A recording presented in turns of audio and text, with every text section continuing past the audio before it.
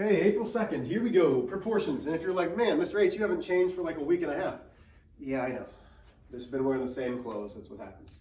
So we're talking about proportions. Proportions are two fractions that are equivalent that form an equation. Equivalent meaning they have the same value but look different. So let's say I give you a fraction of 3/7 and say that that's going to be equal to 9/21. There are a couple ways that you can figure out if these are equivalent. First, you could simply divide 3 divided by 7 and get 0.428571429, and that's going to equal 9 divided by 21, 0.428571429. Hey, they're equal. That's one way. You can simplify.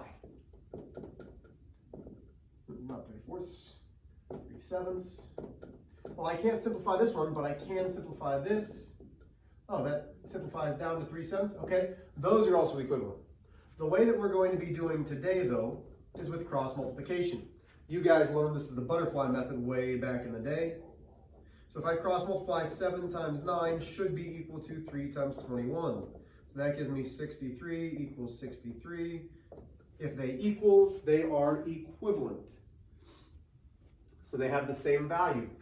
What we're doing is 3/9 equals x over 72. So we're solving proportions. So if I have something like this, I cross multiply. That leaves me 9x equals 72 times 3. So I can't divide yet, I have to simplify. 72 times 3 gives me 216 equals 9x. Now I can divide, and x equals 24. So that's what we're doing today, is we are cross multiplying to make sure that we know how to solve proportions. Again, proportions are two equivalent fractions in an equation. So let's try a bunch. If you need to, round to the nearest 100th. 5/3 equals 42x. 2, let's go 3/11 equals 95, 96. Oh. X plus 3 divided by 12 equals 5 divided by 10. Number 4, 3 divided by x equals 12 over 41. And number 5, let's go 7, x minus 3, 12, and 30. So if you need to, round to the nearest 100th, pause and solve. I'm going to blow my nose. Ugh.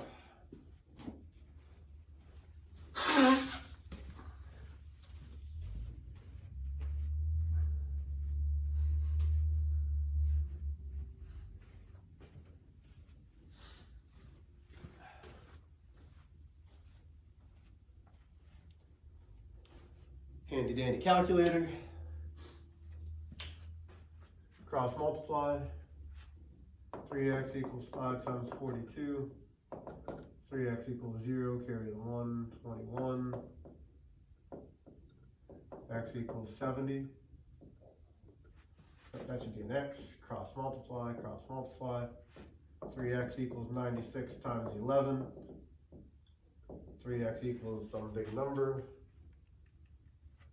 1056. So x then equals, 352. Here's where it gets tricky. 12 times 5 plus, or not plus. 12 times 5 equals. Well, what am I multiplying the 10 to? I'm multiplying the 10 to both the x and the 3. So that leaves me 60 equals, distribute, distribute. 10x plus 30. Solve the equation. So that gives me 30 equals 10x. Divide by 10. x equals 3. 12x equals 41 times 3. 12x equals 123. Divide by 12. X equals, so this is going to be the first one that we have to round. So dividing it by 12, if I'm rounding the nearest hundredth, that gives me 10 and 25 hundredths. And I don't have to round, it gave me an exact answer. Okay, last but not least, 30 multiplied by 7 equals 12 multiplied by all of that. So that gives me 210 equals 12x minus 36. Add 36 to both sides. Gives me 12x equals 246. Divide by 12, divide by 12. X then equals 246 divided by 12. Gives me 20 and 5/10. And that is solving proportions. Proportion is going to help us with constant of proportionality. It's going to help us with unit rate. It's going to help us with scale drawings and scale factor. It's going to help us with lots of things. This will eventually help us with statistics if we ever get there.